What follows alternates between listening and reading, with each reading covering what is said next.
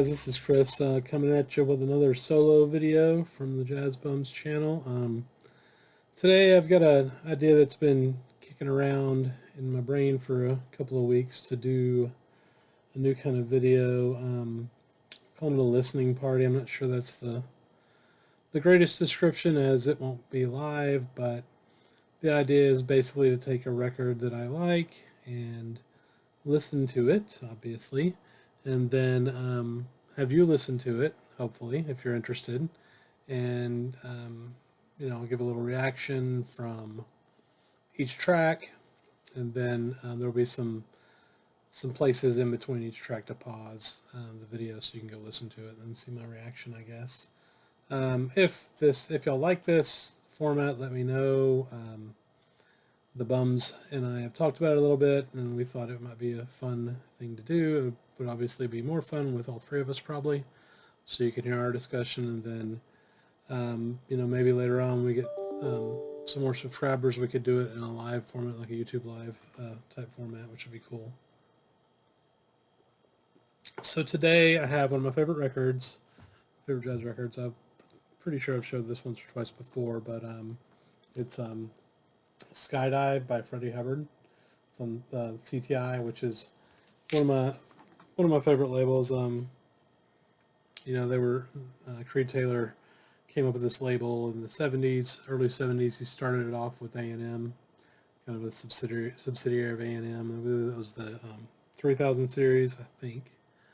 And then he kind of went out on his own, and he had these great covers with really cool artwork a lot of the time. There were nice gate folds with inner artwork and stuff. So I just love the art on this one. But anyway, so Skydive, Freddie Hubbard was one of the biggest artists on CTI. He put out 4 or 5 records with them, at least, and they were all really well produced. They all had really great players on them, and this one is no exception. I mean, you've got with him here, you've got Ron Carter, Billy Cobham, George Benson, Keith Jarrett, Ray Barretto,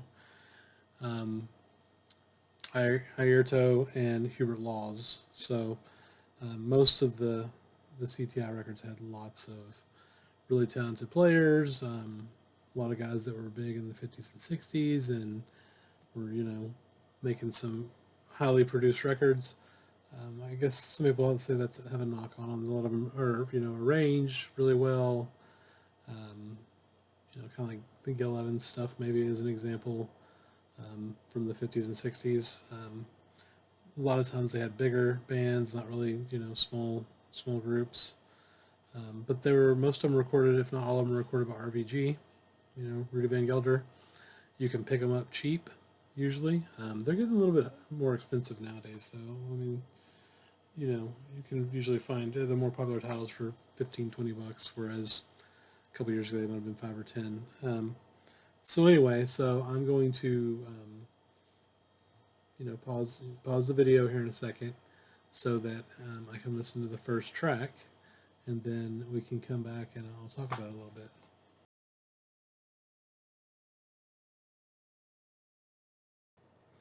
All right, welcome back. So that was Povo, which is 12 minutes and 33 seconds long. It's the longest song on the record, and I am going to go through some notes that I took while I was listening. It's interesting doing this exercise. The critical listening I'm doing is something that I've done before when I've just sat with the record, but I haven't taken notes before, so this is kind of a cool thing. So Povo starts with this interesting spoken word intro that seems to set up a theme for the album, like it's a concept. I haven't been able to find any listing of lyrics or what was being spoken, so I'm not sure what that's about exactly. And then it just switches to this great funky groove after that opening. George Benson starts with a little solo to get things started, and then Freddie states the theme with this nice trumpet flute call and response, which we'll hear again later in the track. Then we have an extended solo from Freddie. Ron Carter's bass line is super groovy during this part. Next up, we get the great George Benson picking up the groove with a beautiful funk-fueled solo with his trademark finesse and perfect style. He's just a beautiful player. Towards the middle of the solo, the horns start comping the theme behind him a little bit, just to keep everybody locked in on what's happening. Hubert Laws then steps up next with a solo on flute. He is stating the theme of the tune with his playful fills and runs, and the rhythm section keeps the groove going through the whole track, really. A muted trumpet comes in during his solo and weaves in a few of the notes from the theme in and around his powerful climax. Hubert's one of my favorite players. I've got a ton of his records on CTI. He plays on so many of the CTI records. He's really great on this track. Keith Jarrett takes center stage next on the electric piano with a very short solo, and then Freddie and Hubert restate the theme together to take us out of the track. For me, this is an amazing funk-infused rock tune of the highest order. It is probably my favorite track on the record. So, see you in a bit.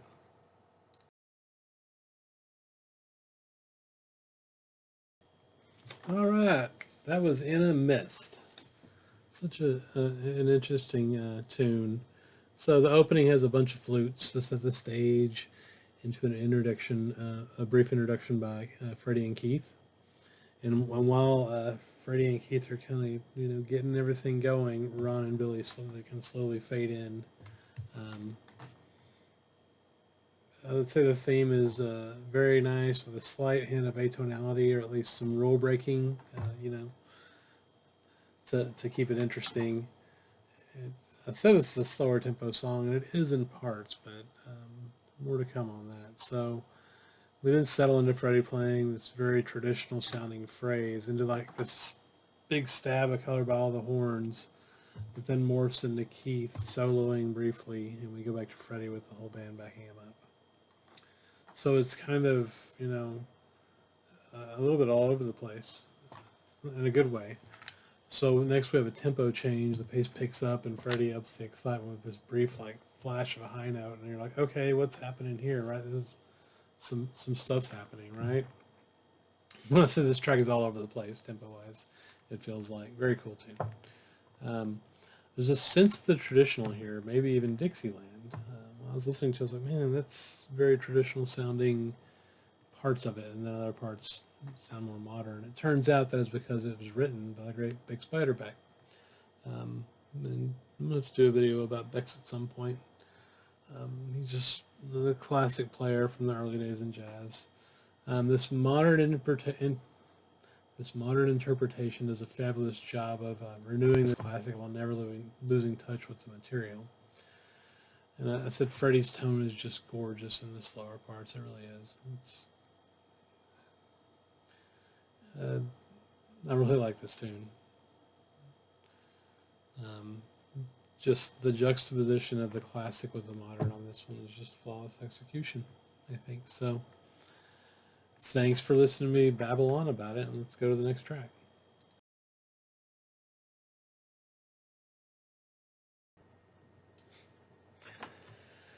All right, well, we got The Godfather. Yes, the theme to The Godfather. Everyone's heard the song. When I first saw it on the record before I watched it, I was like, well, that could be cheesy. But it's not. It's maybe the best song. I don't know. All four of the songs are so good. This album, I just love it so much. Okay, so anyway, this one opens with Freddie soloing basically to tell you what's up, right? It's an instantly recognizable and really cool way to start the tune. I mean, it's the Godfather theme, right? And just him playing it. Man, he can play. Ron then picks it up with a solo with I said some voice droning, but I don't know. It's either like some voicing along with his bass playing, or like an cool electronic effect on the bass. It was hard to tell, but he's kind of slowly playing the theme too, right? And then Keith plays a chorus maybe, and Freddie is back at it with some gorgeous like bass woodwinds backing him up in this lovely full section crescendo, right? Then it's time for a solo, and Freddie delivers it wonderfully with Keith comping along nicely. This makes the tune for me. I don't know. Every little section of this song kind of makes the tune for me. It's just so good. So the tempo then picks up for some wild playfulness, and it kind of slows back down. Freddie is the star of the show, and Keith is there for him always. Yeah, yeah, those two are really special on this track. Kind of like I felt him and Hubbard were on Povo, right? And I think Keith and Freddie are really great here. So speaking of Keith, we then go to Keith. It's the Keith show. Masterful playing, of course, and I know I say it a lot, but it's just beautiful and interesting and right for the track. Um, yeah, it's really cool, that section with Keith, because it just really builds up into this nice crescendo. So I don't know if that's crescendo again, but it is. It's like just a wave. This track is like just waves hitting you. Um, So finally, I've got what did I write down? The solo builds up into Freddie restating the theme with the whole band behind him. Yeah, we finally end with a fade out of Freddie playing the familiar notes. Absolutely perfect treatment of this song. I like this one a whole lot. Um, Felipe does too. So we'll see what kind of comments he has to say. All right, let's finish this up with the last track.